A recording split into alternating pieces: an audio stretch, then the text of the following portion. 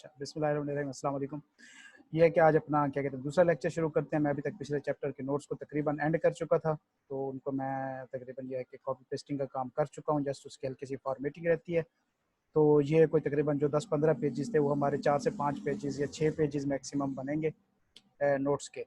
और ये बड़ा बेहतरीन छोटा छोटा सा मज़े का बन जाता है, याद करने में इंतहाई आसान हो जाएगा। ठीक है, तो हमने जो पहला चैप्टर पढ़ा था उसका मैं कह रहा हूँ कि आज नोट्स प्रोवाइड करके ही आपको टेस्ट दूँ। हालांकि टेस्ट मैंने प्रिपेयर कर लिया है, लेकिन मैंने कहा कि जब तक नोट्स या तैयारी पूरी नहीं होगी टेस्ट देना थोड़ा सा जल्दी भी हो जाएगा। और यह है कि मेरे एंड पे चीज़ें कंप्लीट भी नहीं रहेंगी। आवाज़ क्लियर आ रही है मेरी? जी सर। हमेशा से ज़्यादा क्लियर है या नॉर्मल है? नॉर्मल ये इतना ही है। अच्छा, चलें ठीक है, थोड़ा सा और ऊपर कर लेते हैं। ओके, तो ये है कि हम अपना देखते हैं कि हमने क्या कहते हैं पहले चैप्टर का थोड़ा सा ओवरव्यू ले लेते हैं कि हमने उसमें क्या कुछ किया था। और अगले चैप्टर से अब हम प्रॉपर जो हमारा ऑडिट का काम है वो स्टार्ट होने वाला है। मतलब अभी तक हमने जो किया था इसमें से एक क्वेश्चन तो कभी अक्सर ही पूछ लेता है, बल्कि ज़्यादातर पूछता है, खासतौर पे जो क्या कहते हैं क्वालिफिकेशन डिसक्वालिफिकेशन ऑफ ऑडिटर हैं वो पूछता है, या ये है कि एडवांटेज डिसएडवांटेज भी पूछ सकता है। तो इस तरह की जो चीज़ें हैं वो इस चैप्टर में से लाजमी पहले में से पूछता रहता है। तो 2-3 टॉपिक काफ़ी ही अहमियत के हामिल हैं जो कि पहले चैप्टर के अंदर इंक्लूड हैं। ठीक है, हम थोड़ा सा ओवरव्यू करते हैं। मैंने जो नोट्स बना रहा था उसी में से ही देख लेते हैं कि हमने सबसे पहले इसमें ऑडिट की डेफिनेशन देखी कि क्या होता है, एग्जामिनेशन होती है, फिर हमने ऑडिट के ऑब्जेक्टिव देखे कि क्या होता है, कि ऑडिटर को एक ऑडिटर को इनेबल करना होता है कि वो ऑडिट एक्चुअली ऑडिट। अच्छा, मैं आपको एक बात बताऊं, ऑडिट ना इस तरह नहीं है कि ये कोई वर्ड है या कुछ इस तरह का है। हम कहते हैं ऑडिट ऑफिशियल एग्जामिनेशन। तो जब हम ऑब्जेक्टिव में जाते हैं ना, हम कहते हैं the main objective of an audit is to enable an auditor. तो ऑडिट जो है वो ऑडिटर को इनेबल कर रहा है। एक्चुअली जो है वो ऑडिट एक प्रोसेस है, ठीक है ना। ऑडिट को आप एक प्रोसेस के तौर पे देखेंगे, ये प्रोसेस है जो ऑडिटर को एनेबल करता है कि वो फाइनेंशियल स्टेटमेंट को चेक करे, उसके अंदर से अपनी एविडेंस ऑब्टेन करे as per applicable financial reporting framework. और उसके बाद ये है कि फिर क्या कहते हैं उसके ऊपर अपनी एविडेंस दे। ये फैन ऑन कर दें, फैन ऑन कर दें। अच्छा, तो उसके ऊपर अपनी ऑडिट एविडेंस दे। तो ऑब्जेक्टिव में हम जब पढ़ रहे हैं कि एक ऑडिट जो है ऑडिटर को एनेबल कर रहा है, तो हमें यहाँ से ये पता चल रहा है कि जो ऑडिट है ये एक प्रोसेस है, एक प्रोसेस का नाम है। तो ऑडिट क्या है? एक प्रोसेस है। क्या प्रोसेस है? क्या कहते हैं अकाउंट्स की ऑफिशियल एग्जामिनेशन का प्रोसेस जो है वो ऑडिट कहलाता है। ठीक हो गया। ऑडिट कोई इस तरह का नाउन या ऑब्जेक्टिव टाइप चीज नहीं है। ये किस्म की आप इसकी डेफिनेशन समझे तो ये किस्म का प्रोसेस है। जिस तरह की हमने मैनेजमेंट देखा बीएम में, आप लोगों ने मैनेजमेंट देखा बीएम में कि मैनेजमेंट वैसे तो हम एज ए नाउन यूज करते हैं कि ये मैनेजमेंट है, ये मैनेजमेंट है, या ये मैनेजमेट है। 4 बंदों को मिला के हम कह देते हैं कि ये मैनेजमेंट है। एक्चुअली जो क्या कहते हैं मैनेजमेंट है वो एक प्रोसेस होता है। उसके भी हमने 5 स्टेप पढ़े थे। सेम इस तरह ऑडिट जो है ये भी एक प्रोसेस है। ठीक है, तो ऑडिट का ऑब्जेक्टिव क्या होता है कि ऑडिटर को इनेबल करे कि वो एप्लीकेबल फाइनेंशियल रिपोर्टिंग फ्रेमवर्क के मुताबिक फाइनेंशियल स्टेटमेंट को चेक करके उसकी अपनी उससे अपनी एविडेंस ऑब्टेन करे और उस बेस के ऊपर अपनी ओपिनियन फॉर्म करे। फाइनेंशियल स्टेटमेंट हमने पढ़ा था कि ये जो हिस्टोरिकल इंफॉर्मेशन होती है, मैंने इसको अभी करना है, रिस्ट्रक्चर करना है। ये मैंने फिलहाल वहां से कॉपी पेस्ट किया है, तो यह है कि मैंने इसमें से एक्स्ट्रा चीजें निकाल दी हैं। तो अभी मैंने इसको फॉर्मेटिंग भी करनी है, इसको मैं रिस्ट्रक्चर भी करूंगा। इसमें से पॉइंट्स जो है लाइनें वगैरह चेंज भी होनी है, डेफिनेशन की फॉर्म में चीजें तोड़नी है, तो वो मैंने कुछ कर ली है, कुछ करूंगा इंशाल्लाह। ठीक हो गया। तो लिहाजा फाइनेंशियल स्टेटमेंट क्या होती है कि जो हिस्टोरिकल इंफॉर्मेशन होती है किसी कंपनी की, उसको किसी स्ट्रक्चर्ड वे में रिप्रेजेंट करने को या प्रेजेंट करने को क्या कहते हैं फाइनेंशियल स्टेटमेंट्स कहा जाता है। ठीक हो गया। सिंपल सी इंफॉर्मेशन है, इसमें आप बेशक डिस्क्लोजर ऐड करते जाएं। फाइनेंशियल इंफॉर्मेशन के अंदर डिस्क्लोजर, उसके नोट्स, उसकी कंपैरिजन इंफॉर्मेशन कुछ भी आप यहाँ पे ऐड कर देंगे तो वो फाइनेंशियल स्टेटमेंट की डेफिनेशन के ऊपर पूरा पूरा उतरेगा। उसके बाद कंपोनेंट्स हमने देखे थे कि भैया कौन कौन से कंपोनेंट होते हैं फाइनेंशियल स्टेटमेंट के। Balance sheet, income statement, changes in equity, cash flow, notes और कंपैरेटिव इंफॉर्मेशन। अगर आप इन 5 को इकट्ठा कर लेंगे तो ये एज इट इज वैसे ही क्या कहते हैं एक डेफिनेशन बन जाती है। फिर हमने पढ़ा था कि एप्लीकेबल फाइनेंशियल रिपोर्टिंग फ्रेमवर्क क्या होता है। सबसे पहले हमने देखा था कि फाइनेंशियल रिपोर्टिंग फ्रेमवर्क क्या है कि सेट ऑफ रूल्स जो होते हैं जिनके मुताबिक हम फाइनेंशियल स्टेटमेंट बनाते हैं उसको फाइनेंशियल रिपोर्टिंग फ्रेमवर्क कहा जाता है। ठीक हो गया। तो एप्लीकेबल फाइनेंशियल रिपोर्टिंग फ्रेमवर्क क्या होगा कि ऐसा फ्रेमवर्क, ऐसे रूल्स एंड रेगुलेशन जो मैनेजमेंट अपनी कंपनी के अकाउंट्स बनाने के लिए इस्तेमाल करती है उसको एप्लीकेबल फाइनेंशियल रिपोर्टिंग फ्रेमवर्क कहा जाता है। और किस बेस के ऊपर सिलेक्ट करती है, उसने सिलेक्ट कैसे करना है, तो 2 चीजें उसने नजर में रखनी होती हैं। सबसे पहले लोकल लॉज क्या कहते हैं और दूसरे नंबर पे अकाउंटिंग स्टैंडर्ड क्या कहते हैं इस बारे में कि वो फ्रेमवर्क कौन सा ले सकती है। तो जिस तरह मैंने कहा कि पाकिस्तान के अंदर सिंपल IFRS नहीं चलते, बल्कि IFRS प्लस जो होता है हमारे यहाँ क्या कहते हैं कंपनीज एक्ट 2017 चलता है। फिर हमने स्टुअर्डशिप का रेफरेंस देखा, ये सेम एजेंसी की टाइप होता है। अकाउंटेबिलिटी का मतलब हमने देखा कि जवाबदेही होना है, बोर्ड ऑफ डायरेक्टर जो फाइनेंशियल स्टेटमेंट बना के शेयर होल्डर को अपनी अकाउंटेबिलिटी शो करा रहे होते हैं। ठीक हो गया। उसके बाद फिर हमने जनाब जी क्या कहते हैं ट्रू एंड फेयर व्यू वगैरह के इसमें नहीं, हाँ एजेंसी की डेफिनेशन देखिए कि किसी और बंदे के बिहाफ पे किसी एक्ट को एक्ट करने को क्या कहते हैं एजेंसी कहा जाता है। ऑडिट के की फीचर देखे कि क्या भाई ऑडिटर इंडिपेंडेंट हो, जो रिपोर्ट हो वो एक ओपिनियन फॉर्म कर रही हो, ओपिनियन किस बेस पे होनी चाहिए कि फाइनेंशियल स्टेटमेंट ट्रू और fair view in all material respect देते हैं कि नहीं देते। फिर हमने ट्रू एंड फेयर व्यू देखा कि ट्रू का मतलब इंप्लाइज फ्री फ्रॉम एरर होता है, फेयर मींस क्या कहते हैं जिसकी फाइनेंशियल स्टेटमेंट प्रिपरेशन के अंदर किसी किस्म की बाइस ना इंक्लूड की गई हो उसको फेयर कहा जाता है। मटेरियलिटी कंसेप्ट का हमने देखा कि एक इंफॉर्मेशन तब मटेरियल होती है जब वो क्या कहते हैं इंटेंडेड यूजर जो होते हैं फाइनेंशियल स्टेटमेंट के उनके डिसीजन मेकिंग को अफेक्ट करे, वो मटेरियल इंफॉर्मेशन बन जाती है। हमने कहा था कि किस बेस के ऊपर हम सिलेक्ट करते हैं कि एक इंफॉर्मेशन मटेरियल है कि नहीं है। तो सबसे पहले ये देखते हैं कि उसकी वैल्यू के हिसाब से, अगर हायर वैल्यू होगी तो मटेरियल होगी, लोअर होगी तो नहीं होगी। दूसरा उसकी नेचर के हिसाब से कि उसके अंदर रिस्क कितना है, जिस तरह मैंने कहा कि रिलेटेड पार्टी ट्रांजैक्शन जो होती है वो सारी की सारी मटेरियल होती हैं, बेशक उसकी अमाउंट 10 रुपए या 5 रुपए ही क्यों ना हो, वजह उनकी नेचर हाई रिस्क की है कि वो क्या आर्मलेस ट्रांजैक्शन के ऊपर आर्म्स लेंथ ट्रांजैक्शन जो है वो हुई है कि या क्या कहते हैं किसी न किसी फेवर के ऊपर ट्रांजैक्शन हुई है। फिर आपने कहा था कि मैनेजमेंट की हमने रिस्पांसिबिलिटी डिस्कस की थी, तो टुवर्ड फाइनेंशियल स्टेटमेंट उनकी क्या होती है, prevention and reduction of fraud, या फाइनेंशियल स्टेटमेंट की मैं यहाँ वर्ड यूज करूंगा कंपनी, वो ज्यादा बेहतर रहेगा, हम इसको अभी से चेंज करते जाते हैं। तो prevention and reduction of fraud, prevention preparation of financial statement, design and implementation of effective control, तो ये कंपनी की तरफ उनकी रिक्वायरमेंट होती है, रिस्पांसिबिलिटीज होती हैं। टू वर्ल्ड ऑडिट क्या होती है, providing auditor with access to information, तमाम इन्फॉर्मेशन देना, एडिशनल इन्फॉर्मेशन देना, अनरिस्ट्रिक्टेड एक्सेस देना, जो हम के ऑडिटर के राइट में पढ़ के आए हैं ये उस वैसे ही होंगे। फिर उसके बाद रिटर्न रिप्रेजेंटेशन वगैरह देना भी क्या कहते हैं एट द एंड मैनेजमेंट की रिस्पांसिबिलिटी होती है। अश्योरेंस की हमने डेफिनेशन देखी कि ये कॉन्फिडेंस होता है। अश्योरेंस मींस जो कि क्या कहते हैं एक फर्म जो होती है उसको एंगेज करके किसी भी पीस ऑफ इंफॉर्मेशन के ऊपर एश्योरेंस ऑब्टेन की जाती है। Assurance can be provided by, किन दो तरीकों से एश्योरेंस मिल सकती है, ऑडिट से और रिव्यू से। ठीक हो गया।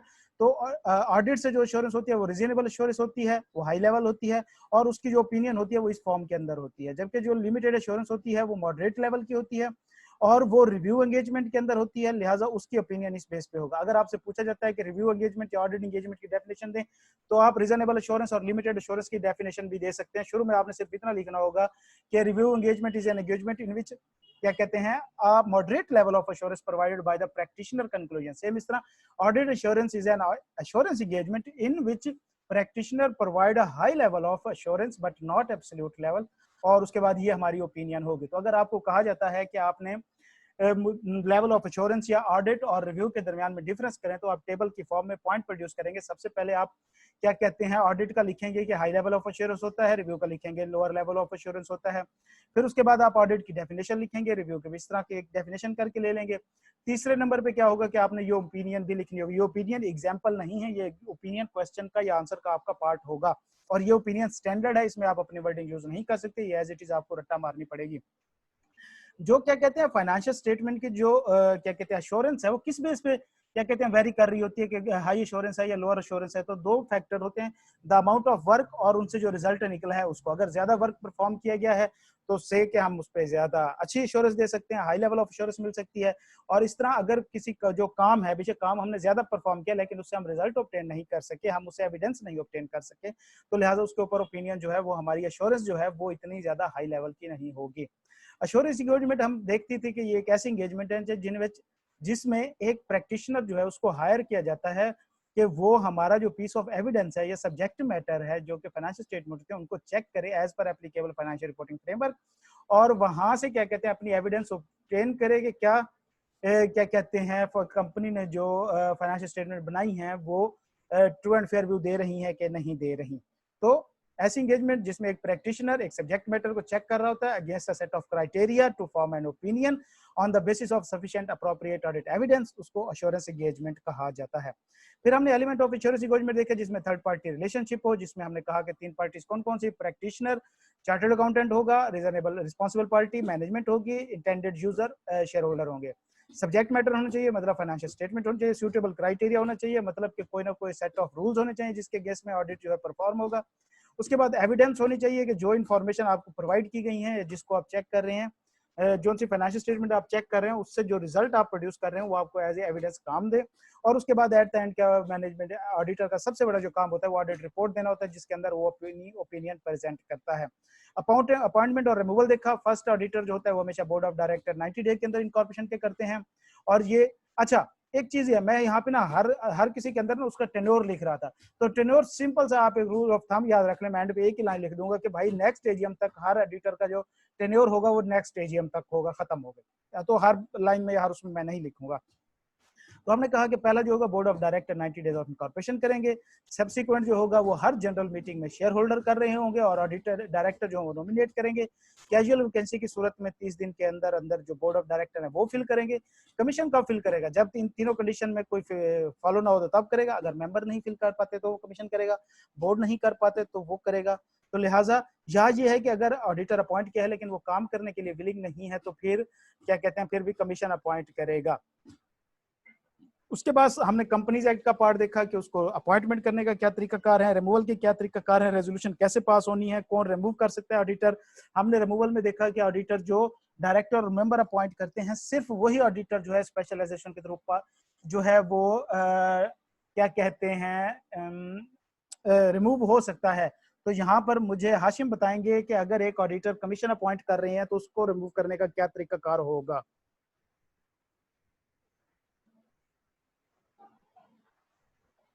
सर जो कमीशन अपॉइंट करता है सर, वो ऑडिटर जो है क्या नाम है, कमीशन ही रिमूव कर सकता है। हाँ, उसे कमीशन ही रिमूव कर सकता है। तो लिहाजा कंपनी सिर्फ उन ऑडिटर को रिमूव कर सकती है जो डायरेक्टर या कंपनी खुद अपॉइंट कर रही होगी, कमीशन के अपॉइंट किए हुए ऑडिटर को वो रिमूव नहीं कर सकती। ठीक हो गया।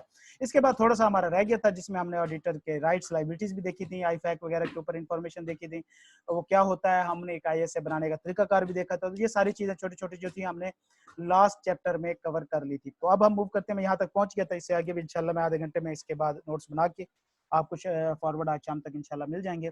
तो नोट्स ठीक बन रहे हैं, ऐसे ठीक है ना, समझ आ रही है चीजें, मतलब किसी हद तक बगैर फॉर्मेटिंग के आपको आइडिया हो गया होगा कि हमारे नोट्स कैसे होने हैं। तो आपको कहीं आसिफ साहब की बुक की कंफ्यूजन तो नहीं चल रही बेटा मुदस्सिर? सर थोड़ी बहुत है, लेकिन वो सर आसिफ की बुक में जरा इजी लिखा हुआ है। हाँ वो इजी है, एग्जैक्टली वो इजी फॉर्म में लिखा हुआ है, लेकिन वहां से हमें एक्सप्लेनेशन नहीं मिलती ना, हम सिर्फ उस पर टोटली डिपेंड नहीं कर सकते बेटा जी, वो बहुत रिस्की अप्रोच है। लिहाजा हम बुक तो करेंगे ही करेंगे, उसके बाद आपने तैयारी अगर वहां से करनी है तो उसके लिए कोई मसला नहीं, आप याद वहां से कर सर सकते हैं। कवर उन्होंने भी सारी चीजें की हुई हैं, हम्म, थोड़ा कुछ नहीं हुआ। बेटा मैं आपको कल भी बता रहा था कि जो हमारे ऑडिट और ये लॉ है ना, इनकी लैंग्वेज होती है ना, हमें वो नहीं आती। जब तक हम इसको एक्सटेंसिवली पढ़ेंगे नहीं, हम इनकी लैंग्वेज नहीं लिख पाएंगे। हाँ जी, पढ़ तो लेंगे इधर से ना स्टडी बस टेक्स्ट, स्टडी या टेक्स्ट पढ़नी उधर है, से मैंने भी यही कहा कि पढ़ना है हमने, सिर्फ इसे हमने इसे पढ़ना है, याद नहीं करना स्टडी टेक्स्ट। स्टडी याद हम नोट्स करेंगे या आप जो बुक कर रहे हैं वो करेंगे, हम पढ़ेंगे सही स्टडी टेक्स्ट। हमें कंसेप्ट क्लियर होने चाहिए, ऑडिट में कंसेप्ट ही होते हैं सारा कुछ, लॉ में भी इतने कंसेप्ट मैटर नहीं करते जितना ऑडिट में कर रहे होते हैं। आज हम ठीक है अगला सर। चैप्टर शुरू करते हैं, अपना चैप्टर 2, जिसके अंदर हम देखेंगे कि ऑब्टेनिंग एन एंगेजमेंट। एक एंगेजमेंट ऑब्टेन करना मतलब क्या है कि हमें बैठे थे फॉर्म के अंदर, हम बैठ के मक्खियां मार रहे थे, माशाल्लाह छोटी सी फर्म थी, कुछ भी नहीं था हमारे पास, और हमें स्टाइपेंड दे दे के जो पार्टनर था वो भी बेचारा बेहोश होने वाला हुआ पड़ा था, तो सीजन भी ऑफ था, तो यकदम कहीं से कोई उड़ता फुड़ता एक क्लाइंट हमारे पास आ गया है। लो जी मुबारक हो, क्लाइंट आपके फॉर्म में घुसा है, अल्लाह उसका भला ही करे। लिहाजा आपने क्या किया जनाब जी, आप उसको देखते ही टप्पे मारना शुरू हो गए। ठीक है, आपने छलांगे मारना शुरू कर दी कि लो भाई क्लाइंट आया, रोला डाल दिया, और उसको चाय बोतल भी प्रेजेंट हुई, और क्या कहते हैं जी बस पूरी ऑफिस को एक बार रोला पड़ गया कि जनाब आज हमारे पास एक क्लाइंट आ गया ऑडिट का।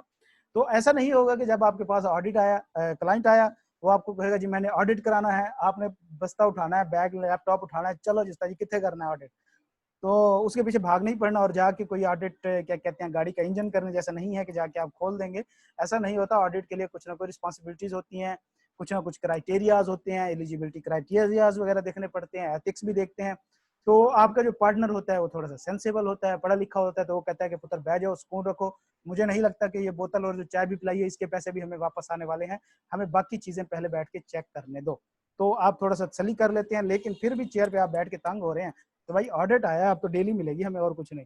तो लिहाजा जब एक ऑडिट एंगेजमेंट आपके पास आती है तो ऐसा नहीं होता कि आप उठें और उठ के क्लाइंट को कहें कि कितने विखा मैंने ऑडिट आज मैं करना है, तो ऐसा नहीं होता। आपको काफी सारे उसकी रिक्वायरमेंट होती हैं। ऑडिट परफॉर्म करने से पहले आपने कुछ चीजें देखनी होती हैं, जिसमें सेल्फ स्क्रीनिंग भी होती है, क्लाइंट स्क्रीनिंग भी होती है। उसके बाद फिर ये है कि ऑडिट की एंगेजमेंट लेते वक्त हम कौन कौन सी चीजों का ख्याल रख रहे होते हैं। फिर ये है कि अभी तक हमारे पास क्लाइंट नहीं आया, हम एडवर्टाइजमेंट अपनी करना चाहते हैं, हम मार्केट में अपनी एडवर्टाइजमेंट करना चाहते हैं, तो उसमें हमें कौन कौन सा ख्याल रखना पड़ेगा। क्या हम वहां पे पोस्टर लगा सकते हैं कि 2 दिन में ऑडिट कराइए, 30 दिन में अंग्रेजी सीखिए और वजीर आजम लगिए, 5 दिन में क्या कहते हैं वो प्रेसिडेंट बनिए, 6 दिन में पायलट बनिए, किस तरह के हम पोस्टर लगा सकते हैं। या गारंटी हमारा ऑडिट कराएं और अल्लाह ताला क्या कहते हैं इसके बाद आपको खुशखबरी सुनाएगा, या हमारे से 10 रिटर्न फाइल कराएं, शाम तक आपको गुड न्यूज आ जाएगी।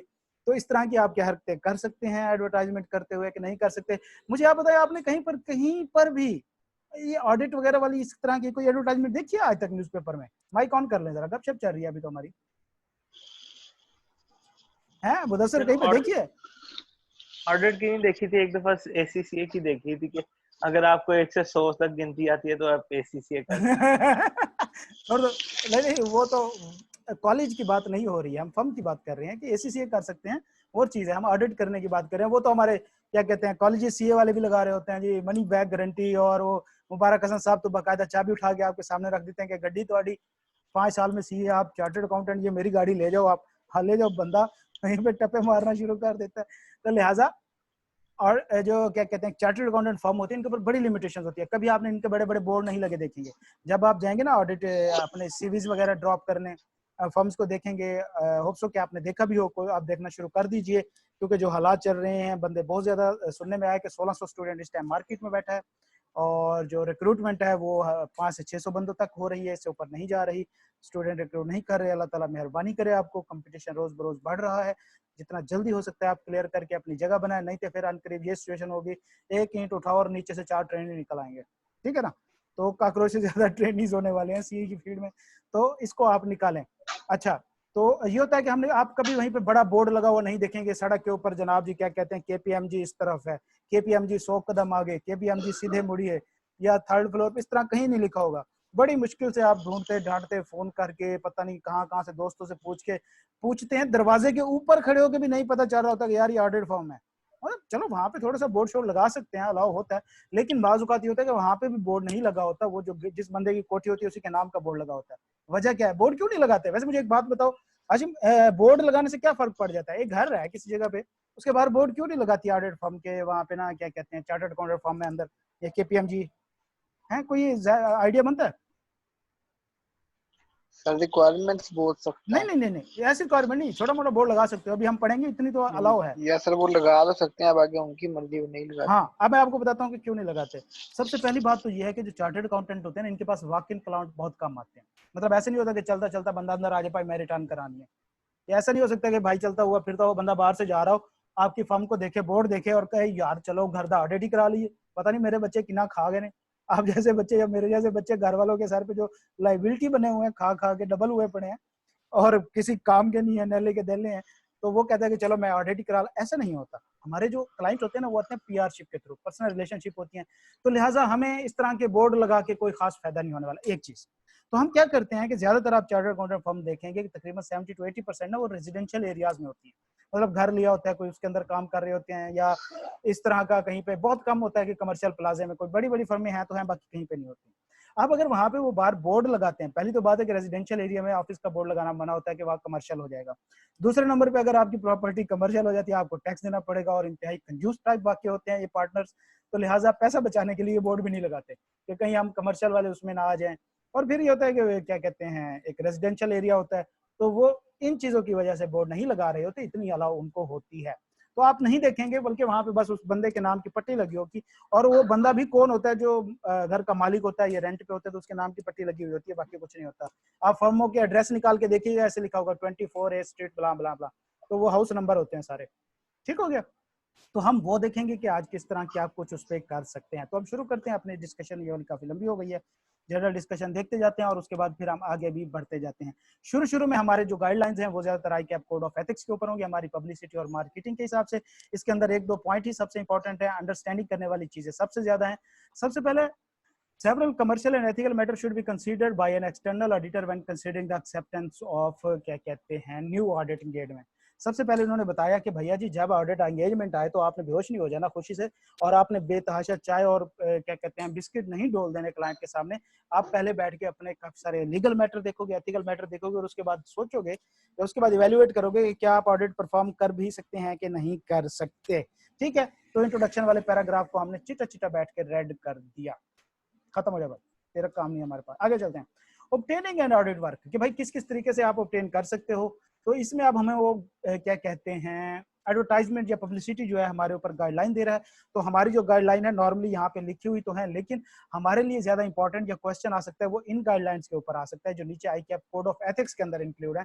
ये वैसे स्टैंडर्ड की है, स्टैंडर्ड में ये लिखा हुआ है। तो सबसे पहली बात तो ये है कि भाई आप कोई ऐसी एडवर्टाइजमेंट नहीं कर सकते कि जो आपकी बॉडी को या ICAP को या आपके जो किसी भी मेंबर्स बॉडी के हैं उसकी गुडविल को नुकसान पहुंचाए। तो इस तरह की आप एडवर्टाइजमेंट नहीं कर सकते कि 3 दिन में ऑडिट कराइए, 4 दिन में ऑडिट कराइए और फ्रॉड पकड़िए, या ये है कि 1 महीने में अपनी कंप्लीट फाइनेंशियल स्टेटमेंट हमसे लीजिए। इस तरह की आप एडवर्टाइजमेंट नहीं कर सकते कि जो आपके प्रोफेशन को बदनाम करने की कोशिश करे। ठीक हो गया, तो लिहाजा ये वाला पैरा सिंपल अंडरस्टैंडिंग के लिए था, इसको भी हम लाल कर देते हैं। आगे चलते, member code typically also state that advertisement and promotion must not B. तो ये हमारी गाइडलाइंस हैं जो हमें कोड देता है, मेंबर कोड देता है, जो हमारा स्टैंडर्ड है ऑडिट के, वो देते हैं कि कौन कौन सी क्या कहते हैं गाइडलाइन फॉलो करनी चाहिए। तो जो आप एडवर्टाइजमेंट कर रहे हैं उसमें क्या कुछ नहीं होना चाहिए। सबसे पहले एडवर्टाइजमेंट आपकी discredit the service offered by other. ऐसा ना हो कि भाई आप लिखें कि जनाब जी KPMG से भी ज्यादा अच्छा ऑडिट आप परफॉर्म करते हैं आपके लिए, या KPMG लेवल वाला ऑडिट, या फर्गूसन के लेवल का ऑडिट उससे कम पैसों में। तो ऐसा नहीं है, आप डिस्क्रेडिट या नहीं कर सकते या उसको कंपैरिजन नहीं कर सकते, मिसलीडिंग नहीं होना चाहिए। और ये है कि किसी किस्म के लोकल रेगुलेशन वगैरह को भी क्या कहते हैं वो बाईपास ना कर रहा हो। ठीक हो गया, तो ये हमारा नॉर्मल देता है। अब हम बात करते हैं असल की जो क्वेश्चन आ सकता है हमारे ऊपर, वो आता होता है ज्यादातर कोड ऑफ एथिक्स में। अनड्यू पब्लिसिटी पॉलिसी के कोड ऑफ एथिक्स हमारा क्या कहता है, वो कहता है इन एनी कम्युनिकेशन, किसी किस्म भी कम्युनिकेशन, अनाउंसमेंट्स या पब्लिक नोटिस कुछ भी हो, chartered accountant should not use mean which bring the profession into dispute.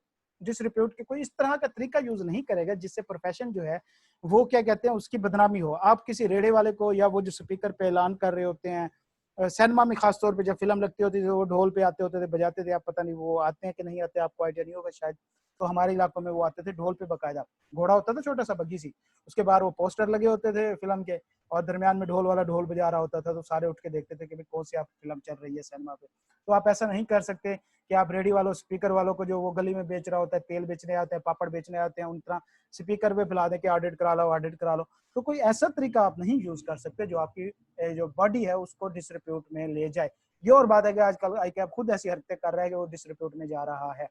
Make exaggeration claim, कि भाई आपने लंबे चौड़े क्या कहते हैं वो नहीं करने, दावे नहीं करने कि हम जैसा ऑडिट कोई नहीं कर सकता, बाबा बंगाली हमारा मुरीद है, और क्या कहते हैं बंगाल के उसके क्या कहते हैं अकाउंटेंट फर्म के बादशाह, बेताज बादशाह। तो इस तरह के आप कोई क्या कहते हैं बड़े बड़े दावे नहीं कर सकते। उस पर 100% एक्यूरेट ऑडिट कराइए हमसे, फ्रॉड पकड़ना है तो हमारे पास आइए, तो हम फ्रॉड एक्सपर्ट हैं। तो ये चीजें नहीं होनी चाहिए। उसके बाद क्या कहते हैं integrate the work of other accountant, के दूसरे जो क्या कहते हैं अकाउंटेंट है उनके वर्क को भी डिग्रेड नहीं करना चाहिए उसे, कि भाई ये ना कहा जाए कि भाई वो ऑडिटर ठीक नहीं है, अब सारे ऑडिट फर्गूसन से ही क्यों, सारे ऑडिट उससे ही क्यों, या ये ना हो कि उनके साथ उनको कोई कहते हैं बुरा भला कहा जाए, उनकी गलतियां निकाल के पब्लिसिटी की जाए। तो ये चीजें नहीं होनी चाहिए। तो सबसे पहले क्या कहा, पब्लिसिटी में हमने कौन कौन सा ख्याल रखना है। किसकी आवाज आ रही है मुदस्सिर, आपकी बैक एंड पे बड़ा रोला चल रहा है। अगर आपको घर वालों से मार मूर पड़ने वाली है तो आप काइंडली ऑफ कर दें, क्योंकि हम अपने हिस्से की थोड़ी देर बाद खाने वाले हैं। तो लिहाजा वो ICAP कोड ऑफ एथिक्स कहता है कि भैया जी आपने अनाउंसमेंट या एडवर्टाइजमेंट के दौरान कोई ऐसा तरीका यूज नहीं करना जो आपके प्रोफेशन को डिसरिप्यूट में ले आए। उसके बाद बड़े बड़े दावे नहीं करने। तीसरा नंबर पे किसी दूसरे अकाउंटेंट का आपने वो नहीं करना, नुकसान नहीं करना या उनकी बुराई नहीं करनी। तो बस ये 3 पॉइंट है, इसमें नीचे वाला आप अंडरस्टैंडिंग के लिए पढ़ सकते हैं तो पढ़ लें। Advertising for solicitation must be avoided, कि भाई लोगों को इनवाइट करने के लिए, सॉलिटिशन का मतलब होता है किसी को इनवाइट करना, कुछ लेना उससे या कुछ मांगना। तो क्लाइंट को आप स्पेसिफिकली इनवाइट करने के लिए अपने काम के लिए और उसको कन्विंस करने के लिए आप एडवर्टाइजमेंट नहीं कर सकते। All communication, announcement and public notice should be issued in such a manner and within the limit prescribed in the following paragraph. फिर उसने कहा all anonymous communication public notice should be aimed at informing कि आपका जो अगर आपने कोई notice देना भी है, अगर आपने कोई पब्लिक इंफॉर्मेशन देनी भी है, जिस तरह के हमने पढ़ा कि इन केस के आपने ऑडिट रिपोर्ट एंड पे मॉडिफाई करनी है, कोई आपके क्या कहते हैं ऑडिट के एंड पे आपके क्या कहते हैं नॉलेज में कोई इंफॉर्मेशन आई है जो कि मटेरियल है और उस बेस पे आप ऑडिट रिपोर्ट मॉडिफाई करना चाह रहे हैं और आप नहीं कर रहे या मैनेजमेंट आपको नहीं करने दे रही, तो आपने पब्लिक नोटिस देना होता है। तो इस तरह के नोटिस हम देते रहते होते हैं फर्म्स में चार्टर्ड अकाउंटेंट, तो लिहाजा कोई भी इस तरह के अनाउंसमेंट या पब्लिक नोटिस दे रहा हो तो उसका मतलब सिर्फ और सिर्फ इंफॉर्मेशन देना होना चाहिए, ना कि लोगों को इन्वाइट करना। Conform to the basic principle of legality, decency, clarity, तो भैया जो भी नोटिस वगैरह हो वो क्लियर हो, लीगल हो, डिसेंट हो, तो इस तरह की चीजों का भी ख्याल रखना है। Not project an image which is inconsistent with that professional person bound to higher ethical and technical standards। तो आप अपना ऐसे इमेज नहीं शो कराएगा उस नोटिस में कि वो आपके जो प्रोफेशनल हाई लेवल का वो है क्या कहते हैं इमेज जो है उसको डिसरिप्यूट करे। जिस तरह अभी मैंने कहा है, आपकी नजर में से किसी का गुजरा जो अभी फेसबुक वार चल रही है, ट्विटर वार, वो एक एंकर के दरमियान और हमारे अली खलील है, क्या नाम है, हमारे मेंबर हैं एक बॉडी के, उनके दरमियान देखिए किसी ने नजर आया? No sir. नहीं देखा? No sir. अच्छा, वो बड़ा चल रहा है तो उस पर बड़े उन्होंने एक दूसरे के ऊपर एलिगेशन लगाए हैं। तो मुझे अफसोस इस बात का था कि हमारे जो चार्टर्ड अकाउंटेंट बड़े सीनियर मेंबर काउंसिल मेंबर हैं, उन्होंने एलिगेशन लगाना शुरू कर दिया उसके ऊपर, और वो भी बड़े घटिया किस्म के। तो मैंने खैर वहाँ पे उनको कमेंट करके भी बताया कि उस्ताद जी हम बच्चों को एथिक्स पढ़ा पढ़ा थक गए हैं और आप इस तरह की हरकतें कर रहे हैं, तो लिहाजा इस तरह की कोई चीज अपने पब्लिक के नोटिस में नहीं डालें जो आपके प्रोफेशन को डिस्क्रेडिट करे। दूसरे नंबर पे आपने क्या ख्याल रखना है पब्लिसिटी करते वक्त, कोई भी notice, activities which may expressly be considered not to meet the above criteria and therefore prohibited including those। एक तो तमाम वो एक्टिविटीज जो इनके अंदर फॉल नहीं करती हैं आप वो नहीं कर सकते। दूसरा ये है कि ये वाली तमाम एक्टिविटीज आपके लिए बनाए। इस तरह का अगर कोई नोटिस आप इशू करना चाहते हैं तो आप नहीं कर सकते। ऐसा नोटिस या पब्लिकेशन जो फॉल्स या डिसेप्टिव हो, जो क्या कहते हैं किसी कोर्ट वगैरह की जो एबिलिटी है उसको इन्फ्लुएंस करे। जिस तरह के अगर कोर्ट में कोई केस चल रहा है और हम नोटिस देना शुरू कर दें, जिस तरह के नवाज शरीफ का केस चल रहा था तो सुबह शाम रात दिन क्या कहते हैं मीडिया पे बैठे अरस्तु कहा करते थे कि ये इस तरह हो जाएगा, ये इस तरह हो जाएगा, इसकी एविडेंस ये मिल गई है, ये सबूत आ गया है, ना एंड पे कोई सबूत आया, ना एंड पे कोई प्लाजा आया, ना कोई फ्लैट आया, ना फी आया, तो आया जस्ट कतरे आया। तो लिहाजा इस तरह की आपने कोई हरकत नहीं कर रही जो कि आपकी कोर्ट के अंदर कोई फैसले को इन्फ्लुएंस कर सके। कंसिस्ट ऑफ सेल्फ लॉडेटरी, अपनी तारीफें खुद नहीं करनी, अपने मुंह में मिठू नहीं बनना, और मेक कंपैरिजन, दूसरे प्रोफेशनल के साथ आपने कंपैरिजन भी नहीं करना। टेस्टिमोनियल या इंडोर्समेंट आपने इस तरह नहीं कहना, जिस तरह हमारे लाहौर में एक सर हैं तो उनका लिखा होता है 100 रुपए के स्टाम्प पेपर पे गारंटी लें और इस बार एफएससी 90% नंबरों से पास करे। सर साई में पता नहीं कौन है, तो वो बड़ा इस तरह का लगाते हैं 100 रुपए के स्टाम्प पेपर पे गारंटी या मनी बैक गारंटी या क्या कहते हैं पता नहीं क्या कुछ, फीस ना लेना या नाम बदल देना। तो वो इस तरह की आपने कोई कमिटमेंट नहीं करनी कि 100% इंडोर्समेंट नहीं देनी, आपने गारंटियां देने नहीं बैठना आपने। Contain any other professional that would be likely to cause a reasonable person to misunderstand or be deceived, कि भैया किसी और प्रोफेशन को भी इस तरह नहीं बीच में ले आना, कि कोई इस तरीके से नहीं लाना कि अगर एडवर्टाइजमेंट बंदा पढ़ने वाला बंदा जो है वो धोखा खा जाए आपके प्रोफेशन से या आपके स्टेटमेंट से। मेक अनजस्टिफाइड क्लेम, इस तरह के क्लेम करना कि भाई हमारे पास 50 चार्टर्ड अकाउंटेंट FCA हैविंग 350 साल of experience from HBL bank and 450 year of experience of big 4 firm, तो इस तरह के क्लेम नहीं करने जो आप जस्टिफाई ही ना कर पाए। तो लिहाजा सबसे पहले हमने क्या करना है कि भाई अपनी जो कम्युनिकेशन या पब्लिकेशन है या क्लाइंट को इनवाइट करने का तरीकाकार है उसमें कौन कौन सी चीजें ख्याल रखनी है कि भैया जी जो हम नोटिस वगैरह या एडवर्टाइजमेंट कर रहे हैं वो ऑब्जेक्टिव मैनर पे हो और क्या कहते हैं जो हमारी नोटिस हो वो सिर्फ इंफॉर्मेशन पर्पस के लिए हो। उसके बाद हमारे प्रिंसिपल्स उसके ऊपर लागू होते हों। तीसरे नंबर पे किसी भी किस्म का कोई ऐसा इमेज ना प्रोजेक्ट करे जिसकी वजह से हमारा प्रोफेशन जो है वो डिसरिप्यूट हो।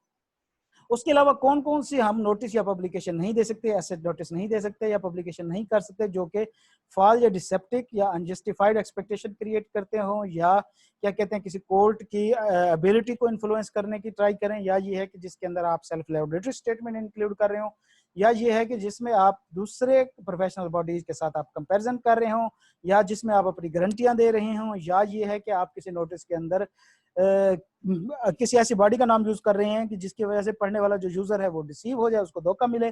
और उसके बाद ये है कि आप किसी किस्म के अनजस्टिफाइड क्लेम अगर किसी स्टेटमेंट में कर रहे हैं तो आपको आई कैप कोड ऑफ एथिक्स मना करता है कि आप जो हैं इस तरीके से क्लाइंट को इनवाइट नहीं कर सकते, एडवर्टाइजमेंट नहीं कर सकते, मार्केटिंग नहीं कर सकते, नोटिस पब्लिकेशन नहीं दे सकते। ठीक हो गया। तो अब जो आपके पास क्लाइंट आया था जिस पे आप टप्पे मार रहे थे, आपने 2 चाय और 2 सुपर के बिस्किट 15-15 वाले उसको खिला दिए हैं। जब तक ऑडिटर ने आपको, आपके पार्टनर ने ये बताया है, तब तक वो बिस्किट खा के फारिग हो चुका है। आपका दिल धड़कना शुरू हो गया कि भाई पता नहीं तू ही कुछ लबड़ा के नहीं लबना। तो ऑडिटर कहता है कि ठीक है, अच्छी बात है। आपका पार्टनर कहता है परेशान होने की जरूरत नहीं है, हम इसके ऊपर एलिजिबल हैं, हम इसको फॉलो कर सकते हैं। आप एक बार फिर उछल के खड़े हो जाते हैं कि सर जी चलें, बैग हाथ में पकड़ लेते हैं, लैपटॉप उठा लेते हैं, तैयार हो जाते हैं, सर जी चलें ऑडिट करें। वो फिर कहते हैं कि नहीं नहीं बैठ जाओ, अभी और चीजें भी हैं, इसके साथ फी वाले मामला तो मुकाएं। वो कहते हैं सर कोई मसला नहीं है, 10 रुपए ही दे दे, हम ऑडिट कर देंगे, कुछ दे बस, ठीक है, हम अपनी प्रोफाइल तो बना लेना कम से कम कि हमने ऑडिट किया है किसी का। वो कहता है कि नहीं बेटा ऐसे नहीं होता, फी के ऊपर भी कुछ गाइडलाइंस मौजूद है। मतलब जो कंपनी का ऑथराइज शेयर कैपिटल है उसके बेस के ऊपर मिनिमम बेंचमार्क आईकैप की तरफ से डिफाइंड है, वो आपके सिलेबस का पार्ट नहीं है, तो लिहाजा उसके मुताबिक फीस आप कोट करते हैं, ज्यादा नीचे नहीं जा सकते, ज्यादा डिस्काउंट नहीं दे सकते होते। ठीक हो गया, डिस्काउंट वगैरह होते हैं लेकिन एक हाथ से नीचे नहीं जाते। तो फिर आपको क्या कहते हैं, थ्रेट्स वगैरह और दूसरी चीजें, आपकी प्रोफेशनल जो एथिक्स होते हैं उनको कंप्रोमाइज करने की सिचुएशन बन जाती होती है। तो लिहाजा आप कहते हैं, आपका पार्टनर आपको बताया कि फी के बारे में चीजें डिस्कस करनी है, आपने कहा कि सब कुछ भी दे दे, आप कहते हैं ऐसा नहीं होता। आप फिर बैठ गए, फिर आपको पार्टनर आपका समझाना शुरू हो गया कि भैया जो फी होती है ना, where reference is made in promotional material to fee, जब आप किसी प्रमोशनल मटेरियल में किसी भी जगह पे फी अपनी कोट कर रहे हो तो this must not be misleading with regard to the precise range of service and time commitment covered, कि आप जो फीस दे रही हैं वो आप जस्टिफाइबल फीस होनी चाहिए, कि मतलब इतनी कम भी आप ना करें, लो कॉस्ट ना करें, कटिंग ना करें, कास्ट कटिंग ना करें, या फीस कटिंग ना करें, लो बॉलिंग ना करें, कि वो आपके टाइम को या आपकी कमिटमेंट को जस्टिफाई ही नहीं कर रहा हो। लिहाजा आपने एक नॉर्मल जस्टिफाइबल फीस जो है वो उसके अंदर कोट करनी है। कंपैरिजन में be made to the fees, comparison में be made to the fees of other, के दूसरी फीस, यहाँ लोगों से आप फीस का कंपैरिजन कर सकते हैं, अपनी सर्विसेज का नहीं कर सकते, provided that this is not misleading, के मिसलीडिंग नहीं होनी चाहिए। मुदस्सिर आज क्या हुआ यार, हमें 40 मिनट की लिमिटेशन आ गई, अब चलें 10 मिनट रह गए तो इसको कवर करते हैं। अच्छा, तो कंपैरिजन नहीं होना चाहिए उस किस्म के नोटिस में, और डिस्काउंट आप दे सकते हैं लेकिन डिस्काउंट जो है वो अनरिजनेबल नहीं होना चाहिए। तो फी आप जब कोट करेंगे तो ये ख्याल रखेंगे। ठीक है, इंट्रोडक्शन। अब ये है कि भैया जी अगर आपको कोई क्लाइंट, हमने कहा कि रेफरेंस के थ्रू आते हैं, तो अगर कोई बंदा आपको क्लाइंट दे के जाता है तो क्या आप उसको कमीशन पे कर सकते हैं? जी हाँ, लॉ में लिखा है कि आप उसको कमीशन पे कर सकते हैं। दूसरा तरीका, अगला तरीका बताया है उन्होंने फी का, कि टेंडरिंग के थ्रू, क्योंकि ज्यादातर जो प्रोजेक्ट होते हैं वो आ रहे होते हैं, खासतौर पर जो बड़े बड़े क्लाइंट्स होते हैं ये टेंडर ऑफर करते हैं कि हाँ हमने इस बार ऑडिट खोलना है, तो जो क्लाइंट्स होते हैं वो उनके टेंडर पे जो फॉर्म्स होती हैं उन्होंने अपने प्रपोजल सबमिट कराने होते हैं, तो लिहाजा जो फॉर्म प्रपोजल सबमिट कराएं तो वो भी क्या कहते हैं, a tender process typically requires the interested audit firm to provide a detailed written proposal including an approximate fee estimate based on the estimated time spent। तो उन्होंने यहाँ पे जस्ट टेंडर को एक्सप्लेन किया है, आप इसको छोड़ दें, इसकी कोई जरूरत नहीं है। यहाँ तक हमने जो पढ़ा उसके अंदर सिंपल सी इतनी सी बात है कि फी के ऊपर कौन कौन सी गाइडलाइन है आपका आईकैप की, अगर आपने पब्लिकेशन या नोटिस इशू करना है तो उसके लिए आपने क्या क्या जरूरी एहतियाती तदाबीर करनी है, कौन कौन से नोटिस या पब्लिकेशन जो आईकैप की तरफ से प्रोहिबिटेड है, और फीस कोट करनी है अगर आपने नोटिस में तो उसके लिए आईकैप कोड ऑफ एथिक्स की कौन कौन सी गाइडलाइंस मौजूद हैं। तो हमारा टोटल इस टाइम फिलहाल इसके अंदर हमने इतना ही पढ़ना था। ठीक हो गया, अब हम चलते हैं कि भैया जी ऑडिट प्रोसीजर एक्सेप्ट करना है, हमने ऑडिट एंगेजमेंट एक अपॉइंटमेंट एक्सेप्ट करनी है। अब हम देखते हैं कि देखो जब हमारे पास क्लाइंट आएगा तब हमने कुछ प्रोसीजर परफॉर्म करने होंगे। क्या करना होगा, क्लाइंट की स्क्रीनिंग करनी होगी, देखना होगा क्या उसके एथिकली कोई उसमें मसला तो नहीं है, क्या क्या कहते हैं कि कंपनी ठीक है, उसके हमने प्रोसेस वगैरह अंडरस्टैंड करने होगी, उसकी इंटीग्रिटी वगैरह चेक करनी होगी, ये चीजें। फिर हम उसके बाद क्या कहते हैं, उसके बाद हम अपनी सेल्फ स्क्रीनिंग भी करेंगे, क्या हमारे पास रिसोर्सेज भी हैं, क्या हमारे पास इतनी कैपेबिलिटीज भी हैं, क्या हमारी टीम ट्रेन भी है इस लिए कि नहीं है, उसके अलावा क्या हम तमाम जो थ्रेट्स हैं उन पर काबू भी पा सकते हैं, या ये है कि अगर कोई थ्रेट है भी सही तो क्या हम सेफ गार्ड अप्लाई करके उनको रीजनेबल एक्सेप्टेबल लेवल तक ला सकते हैं कि नहीं ला सकते। तो लिहाजा हर लेवल पे प्रोसीजर हो रहे होंगे। फिर उसके बाद क्या कहते हैं, प्रिलिमिनरी एक्टिविटीज भी होती हैं, ऑडिट प्रोसीजर, फिर आगे आगे आगे हम बढ़ते जाएंगे। तो ICAP code of ethics include procedure, तो प्रोसीजर कहाँ पे आता है, आईकैप कोड ऑफ एथिक्स में प्रोसीजर शामिल है कि क्या करना है आपने। ठीक हो गया, बाकी इसके अंदर कुछ नहीं है। नीचे चलते हैं, क्लाइंट एक्सेप्टेंस। तो ये वो वाले प्रोसीजर हैं जो आपने क्लाइंट को एक्सेप्ट करने से पहले करने हैं। मतलब अभी क्लाइंट आपके अंदर घुसा है, आपने क्या कहते हैं अपनी सबसे पहले तो जो है वो एडवर्टाइजमेंट वगैरह देखी, सारा कुछ उस हिसाब से आपने स्टूडेंट्स को बताया। सारा कुछ किया, एथिकल रिक्वायरमेंट वगैरह बताई, फिर अब आपके पास क्लाइंट है तो आपने आप करनी है क्लाइंट की स्क्रीनिंग और सेल्फ स्क्रीनिंग। तो क्या हुआ, before accepting an appointment the audit firm should क्या कुछ करना है, assess whether acceptance would create any threat to compliance with the fundamental principle and consider the significance of any threat identified। ये आप अपनी सेल्फ स्क्रीनिंग कर रहे हैं, आप अपनी चीजों को देख रहे हैं कि क्या हम वाकई ही इस ऑडिट का क्लाइंट करने के लिए एलिजिबल है। आई कैप कोड ऑफ एथिक्स कहता है कि आपके अंदर कौन कौन सी कैपेबिलिटीज हो तो आप किसी का ऑडिट कर सकते हैं, तो उसको सेल्फ स्क्रीनिंग कहा जाता है। ये सेल्फ स्क्रीनिंग प्रोसेस है आपका बिफोर एक्सेप्टेंस। तो पहला क्या होगा, सबसे पहले आपने देखना होगा कि एक्सेप्ट करने में कोई थ्रेट तो नहीं है, अगर थ्रेट है भी सही तो क्या उसको हम क्या कहते हैं लो कर सकते हैं, सेफगार्ड अप्लाई करके नहीं कर सकते। दूसरे नंबर पे आपने क्या करना होगा कि भैया जी ensure that resources are available to complete the audit assignment, कि भाई आप ये भी इंश्योर करें कि क्या आपके पास रिसोर्सेज मौजूद हैं, क्या उस ऑडिट क्लाइंट के मुताबिक आपके पास स्टाफ भी मौजूद है, क्या स्टाफ जो है वो क्या कहते हैं सफिशिएंटली ट्रेंड और प्रोफेशनल भी है कि नहीं है। पहले नंबर पे क्या देखना है आपने, थ्रेट वगैरह कोई नहीं है। दूसरे नंबर पे आपने क्या देखना है कि आपके पास रिसोर्सेज भी अवेलेबल है। तीसरे नंबर पे आपने क्या देखना है कि अगर आपका क्लाइंट नया है और आप उसको नहीं जानते तो क्लाइंट स्क्रीनिंग के लिए आप उसका रेफरेंस भी कहीं से ले सकते हैं।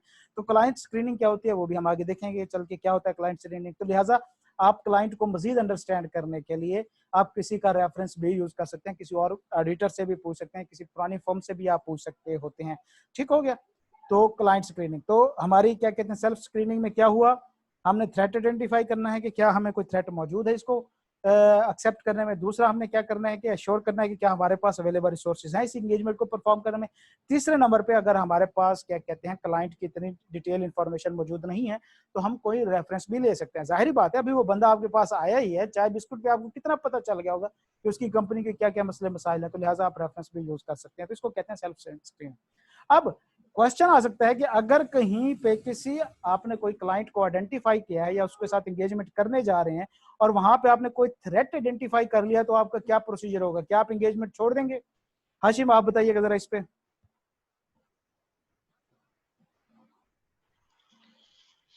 सर जो थ्रेट है उनको सारे सेफगार्ड्स लगाए जा सकते हैं। एग्जैक्टली लगाए जा सकते नहीं, लगाएंगे सेफगार्ड लगाएंगे। क्या करेंगे, किस लिए सेफगार्ड लगाएंगे? सर थ्रेट रिड्यूस करने के लिए। किस हद तक रिड्यूस करने के लिए? To minimum acceptable level. Minimum acceptable level तक आ जाए। अगर फिर वो मिनिमम एक्सेप्टेबल लेवल तक भी नहीं आते तो अब क्या आपके पास रास्ता रह जाएगा? अगर अब नहीं आते थ्रेट्स हैं तो सर फिर तो आपको विड्रॉ करना पड़ेगा। विड्रॉ करना पड़ेगा, बेहतर है। तो ये साथ साथ क्लियर करते जाएं, आपके क्वेश्चन भी क्लियर होते जाएंगे। तो लिहाजा इन केस कि अगर इन तीनों में से कहीं पे कोई मसला आ रहा है तो आपको सेफगार्ड अप्लाई करने पड़ेंगे। सेफगार्ड अप्लाई करने के बाद अगर वो मिनिमम लेवल पे नहीं आता तो तब आप उसको डिक्लाइन कर देंगे। आप अपना यही गिच्ची घूट लेंगे कि भैया बस चले, बोतल और बिस्किट का नुकसान हो गया, एक और सही। ठीक हो गया। एंगेजमेंट एक्सेप्टेंस, वो कहता है कि chartered accountant practice should agree to provide only those service that they are competent to perform. पहली बात तो भाई साहब उसने कर दी कि आप सिर्फ काम ही वही करेंगे जो आप परफॉर्म करने के लिए कॉम्पिटेंट हैं। ऐसा ना हो कि आप हर काम ही उठाते जाए, पकड़ते हैं और आता आपको कुछ ना हो। तो ठीक है, before acceptance of specific client engagement they should consider whether acceptably would create any threat. वही चीजें हैं कि क्या भाई कोई इस किस्म का थ्रेट आएगा, नहीं आएगा तो उसको लोग करेंगे और कैरी आउट एंगेजमेंट करेंगे। अच्छा, अब ये हमारे पास पॉइंट है। मैं A chartered accountant in practice should evaluate the significance of identified threat, and if they are other than clearly insignificant, safeguards should be applied as necessary to eliminate them or reduce them to acceptably low level। और जब क्या कहते हैं वो नहीं होगा तो क्या कहते हैं आप उसको विड्रॉ कर लेंगे। सेफगार्ड में इंक्लूड, सेफगार्ड कौन कौन से हैं? अब इन सेफगार्ड के अंदर काफी सारी चीजें हैं जिनको हम क्लाइंट स्क्रीनिंग भी कहते हैं। ठीक है, अब इसको क्लाइंट स्क्रीनिंग भी आप कह सकते हैं, इसको आप सेफगार्ड भी कह सकते हैं कि जो आपको थ्रेट वगैरह पेश दर पेश है, अगर ये वाले पॉइंट आप उनको क्या कहते हैं अग्री कर लेते हैं, अप्लाई कर देते हैं अपने क्लाइंट्स के ऊपर, तो आपका जो थ्रेट है वो लो हो जाएगा। और दूसरा ये है कि इसको आप क्लाइंट स्क्रीनिंग भी कहते हैं। सबसे पहले क्या है, acquiring an appropriate understanding of the nature of the client business. Client screening क्या मतलब, हम क्लाइंट को अंडरस्टैंड कर रहे हैं। ठीक हो गया। सबसे पहले आपने बिजनेस की अंडरस्टैंडिंग लेनी है क्लाइंट की। दूसरे नंबर पे acquired knowledge of relevant industry और सब्जेक्ट मैटर, जो क्लाइंट है उसकी रेलिवेंट इंडस्ट्री के बारे में आपने नॉलेज लेनी है। पोजेसिंग और obtaining experience with relevant regulatory और रिपोर्टिंग रिक्वायरमेंट, आपने क्या कहते हैं जो रिपोर्टिंग रिक्वायरमेंट है उसके एप्लीकेबल फाइनेंशियल रिपोर्टिंग फ्रेमवर्क है उसके मुताबिक उसके लिए भी आपको इन्फॉर्मेशन वगैरह लेनी है। Assigning sufficient staff with the necessary कंपिटेंसीज। अब अगर देखा जाए तो यहाँ से आगे सेफगार्ड स्टार्ट हो रहे हैं कि भैया आप जो क्या कहते हैं क्लाइंट पे अपॉइंट करेंगे टीम को, तो उसको क्या कहते हैं सफिशिएंटली जो है उसको ट्रेन करें और सफिशिएंट स्टाफ होना चाहिए। Using expert where necessary. यहाँ पर आपको मसले मसाइल आ रहे हैं किसी फील्ड के अंदर, आपकी वो फील्ड के एक्सपर्ट नहीं है, तो वहाँ पे उस फील्ड का एक्सपर्ट यूज करें। एग्रीइंग और रियलिस्टिक टाइम फ्रेम के टाइम फ्रेम जो हो आप उसको एग्री करें उस रियलिस्टिक टाइम फ्रेम पे। मतलब ये ना कहें कि भैया हम 15 दिन में आपको ऑडिट कर रहे हैं, जबकि आपको पता है कि इस ऑडिट को कम से कम 1.5 महीना लगेगा। तो लिहाजा जितना रियलिस्टिक टाइम फ्रेम होगा आप उसी को ही कंप्लाई करेंगे। Complying with the quality control policies and procedure designed to provide reliable assurance that specific engagement are accepted only when the can be found। तो क्या हुआ, quality control policies and procedures जो हैं उनको भी कंप्लाई करें आप। सिंपल इतना सा आप याद रखें। तो क्लाइंट स्क्रीनिंग में क्या कुछ आता है, सबसे पहले हमने देखना है कि क्लाइंट की अंडरस्टैंडिंग लेनी है, उसके बाद हमने देखना होगा कि क्लाइंट के अंदर कोई थ्रेट वगैरह मौजूद नहीं है। चौथे नंबर पे हमने क्लाइंट की इंडस्ट्री के रिलेटेड सारी चीजें इंफॉर्मेशन लेनी होगी। उसके बाद क्या है, अब हम सेफगार्ड अप्लाई करेंगे कि भैया जी क्लाइंट के अंदर क्या क्या कहते हैं जो टीम भेज रहे हैं वो सफिशिएंट होनी चाहिए। जहाँ पे हमें एक्सपर्ट की जरूरत है, हम एक्सपर्ट नहीं है जिस फील्ड के, वहां पे हम एक्सपर्ट अप्लाई करें। और यह है कि रियलिस्टिक टाइम फ्रेम के ऊपर काम करें। ये ना हो कि हम कम टाइम फ्रेम के ऊपर जाके अपने प्रोफेशनल एथिक्स के ऊपर या अपने काम के ऊपर जो है कंप्रोमाइज करें। और ये है कि जो कंट्रोल क्वालिटी कंट्रोल रिक्वायरमेंट है साथ साथ उनको भी कंप्लाई करते हैं। जब हम ये चीजें कर लेंगे तो हमारे कोई जो हमने थ्रेट आइडेंटिफाई किया होगा तो उसके ऊपर हमारी ये सेफ गार्ड है, तो हमारे क्या कहते हैं होप्स हो के जो थ्रेट होते हैं वो मिनिमल एक्सेप्टेबल लेवल तक आ जाते होते हैं। When a chartered accountant in practice intend to rely on the advice of a work expect blah blah, ये हम क्या कहते हैं वर्क ऑफ अदर्स में जाके इंशाल्लाह डिटेल में पढ़ेंगे, इसे आप छोड़ दें फिलहाल, आगे चलते हैं। Procedure after accepting an appointment. आपने क्या कहते हैं अपॉइंटमेंट एक्सेप्ट कर ली है, उसके बाद आपने